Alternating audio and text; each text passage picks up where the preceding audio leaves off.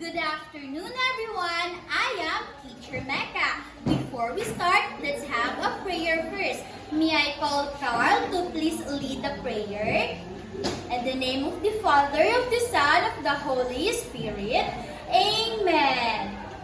Class, before we proceed to our class discussion, let us reminded to our classroom rules, which is SMART.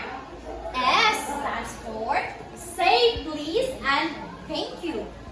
M stands for make friends and be kind. A stands for always give your best. R stands for raise your hand to speak. And lastly, think. P stands for think before you act. Are these classroom rules clear to you, children? Oh, very good.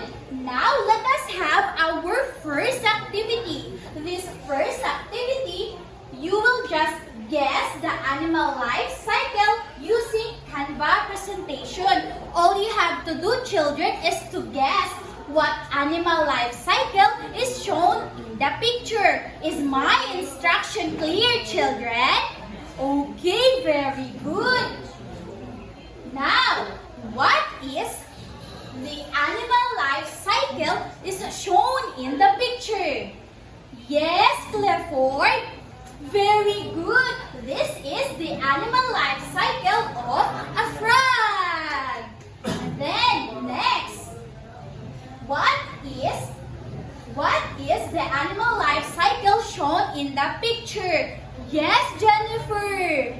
Yes, correct. The animal life cycle is butterfly. You are correct. Another. What animal life cycle is shown in the picture? Yes, Elmer. Yes, very good. You are correct. The animal life cycle is a chicken. You are correct. And then lastly, what animal life cycle is shown? Yes, sunshine. Very good, sunshine. This is the animal life cycle of a human. Next slide. A teacher have a question to you all. What have you noticed about the animals that from the egg it will turn a beautiful animal? What have you noticed, everyone? Yes, Marilyn? Yes, correct. All animals have different life cycle and it undergoes changes. Very good, Marilyn. You have, let's give a Marilyn 5 claps. All together, okay? 1, 2, 3, 4, 5. And then, this is our learning objectives. At the end of the lesson, you students should be able to, number 1, differentiate the stages of the life cycle of animals using flowchart. Number 2, draw the different life cycle of animals such as butterfly, frog, chicken, and human. And lastly, organize the scrambled life cycle of animals. Are these learning objectives clear to you, children? Okay, very good. For our next activity, we have our next activity is you need to watch a video presentation using YouTube. This video presentation is all about animal life cycle. I will only give you 3 minutes to watch it. Okay. Are you all ready? Okay, timer start now. Time's up, children. Are you all done watching our video presentation? Okay, very good.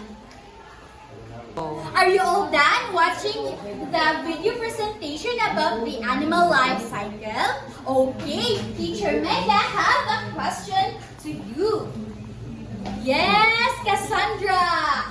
Number 1. You will answer the number 1, okay? Number 1, what animals are present in in the video?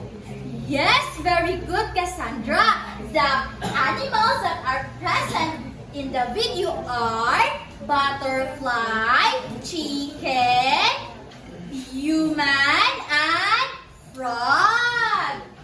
And then next, yes, Rosel, the number 2. What is the first stage of animal life cycle? Yes, very good, Rosel. The first stage of animal life cycle is hatching or lay an egg. Listen to Teacher Mecca, okay? For our class discussion, this is the butterfly life cycle. A butterfly goes through 4 stages in its life. It all starts with an egg. From that egg, it hatches a tiny creature called a caterpillar. Caterpillars create a case called chrysalis or the pupa stage. And then, inside the caterpillar, changes in an adult butterfly. Again, children, the butterfly life cycle starts from egg, and then caterpillar, and then pupa stage, and lastly, the adult butterfly. This is the chicken life cycle. It starts from egg, fertilized egg, incubates for about 21 days, chick, hatching, covered in down, dependent on care, juvenile, growing bird, developing feathers and size, adult chicken, fully grown, capable of reproduction. Again, children, this is the chicken life cycle. It starts from egg, chick, juvenile, and adult chicken. And then, next is the frog life cycle. Frog life cycle initiates from an egg. From this egg, a tadpole emerges which resides in water. Initially, it possesses gills and a tail but lacks legs. Gradually, the tadpole develops into a froglet with legs, ultimately losing its gills and tails. Over time, the froglet transforms into an adult frog. Again, children, the frog life cycle starts from egg, tadpole, froglet, and lastly, the adult frog.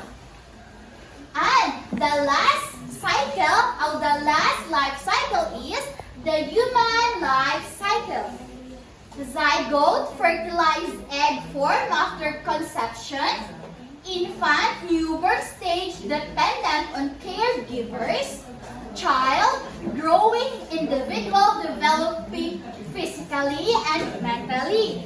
Adolescent, transitional stage with puberty and rapid growth. Adult, fully matured individual capable of reproduction and independence. Again, children, this is the life cycle of human. It starts from zygote, infant, child, adolescent, and lastly, a full-grown adult.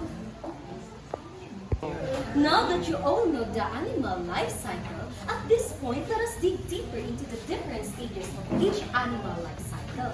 So I will read the direction first. Using a Kahoot, choose the correct animal to its correct sequence of animal life cycle stages. Again, using a Kahoot, choose the correct animal to its correct sequence of animal life cycle stages. Okay, let us start. Now for the question number 1. What is the correct sequence of animal life cycle of a butterfly? Yes, Clifford? Yes, you are correct. The correct sequence of animal life cycle of a butterfly is letter D. Letter D. Okay, for the next question, what is the correct sequence of the animal life cycle of a frog? Yes, Lloyd? Okay, you are correct. The correct answer of the sequence of the animal life cycle of a frog is letter B. Next question.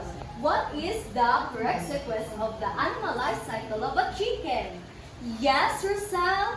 Okay, you are correct. The correct sequence of animal life cycle of chicken is letter C.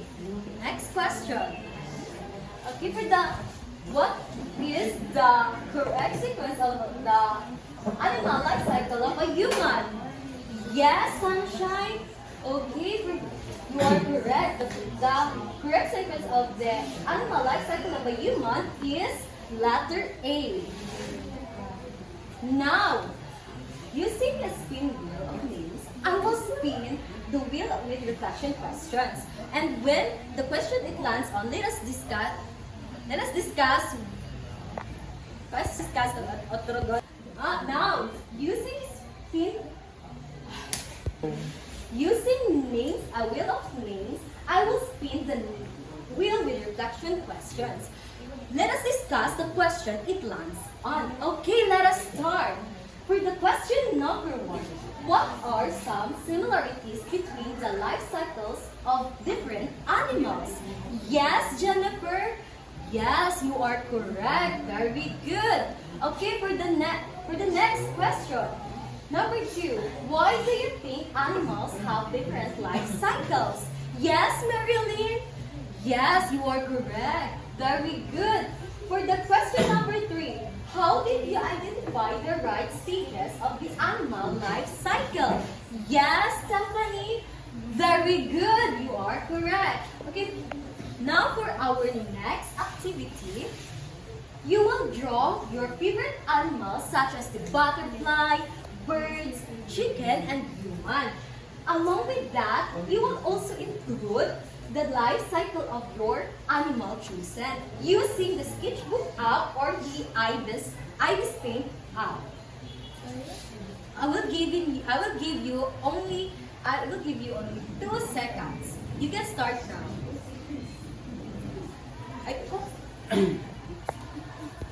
Okay, for our next activity, you will draw your favorite animals such as the butterfly, bird, chicken, and human. Along with that, you will also include the life cycle of your animal chosen using the sketchbook app or the Ibis Paint app. I will give you 20 seconds only. You can start now. Okay, you are done. Now let us see the work of Joanne. Wow! So Joanne draw the life cycle of a butterfly. Now let us also see the work of Melody. Wow! She draw the animal life cycle of a chicken. Very good. And now let us do a quick quiz on what we learned using Google Forms. Grab your devices and open the Google link. Okay, for the question, let us start. For the question number 1.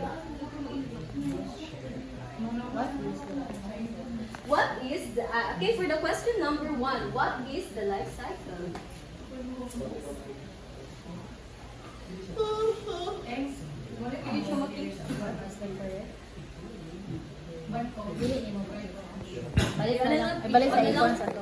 Okay, for our next activity, let us do a quick quiz on what we learned using Google Forms. Grab your devices and open the Google Form. Okay, let us start. For the question number 1. Okay, very good. Next question, please. Okay, very good. Now let us move to our next question. Yes, very good. Now for the question number 4. Yes, very good. Number 5. Okay, very good. Now please submit your answer. And now for your homework class, on Google Classroom, you will submit a journal reflection reflecting on what you have learned about the animal life cycle and how you can use this knowledge in your everyday life. You can use Microsoft Word as work tools. Okay, now thank you for listening and participating, class. Goodbye and thank you.